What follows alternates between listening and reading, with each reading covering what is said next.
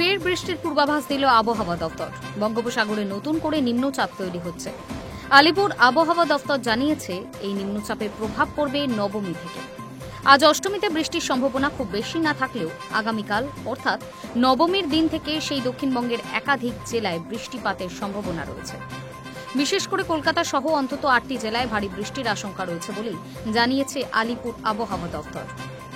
হাওয়া অফিসের পূর্বাভাস অনুযায়ী অষ্টমীতে যে নিম্নচাপ তৈরির সম্ভাবনা রয়েছে তার জেরে নবমীতে দক্ষিণবঙ্গে প্রবল বৃষ্টির সম্ভাবনা। দশমীর দিনও বৃষ্টির প্রকোপ কমবে না, বরং আরও তীব্র হতে পারে। কলকাতা সহ অন্তত 11টি জেলায় সেদিন ভারী বৃষ্টির সতর্কতা জারি করা হয়েছে। ঝড়ো বৃষ্টির প্রবল সম্ভাবনা দক্ষিণ 24 পরগনা জেলায়। এছাড়াও নদিয়া, উত্তর 24 পরগনা, পূর্ব ও পশ্চিম মেদিনীপুর, হাওড়া, হুগলিতে বৃষ্টির শঙ্কা। উত্তরবঙ্গের জেলাগুলির ক্ষেত্রে বৃষ্টির পূর্বাভাস দেওয়া হয়েছে। তবে অষ্টমীর দিন ভারী বৃষ্টির সম্ভাবনা নেই।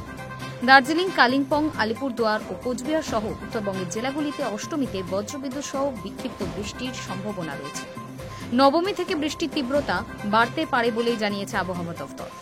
শুধু উত্তরবঙ্গ নয়, উত্তর পূর্ব ভারতের রাজ্যগুলিতে ভারী বর্ষণের সম্ভাবনা রয়েছে।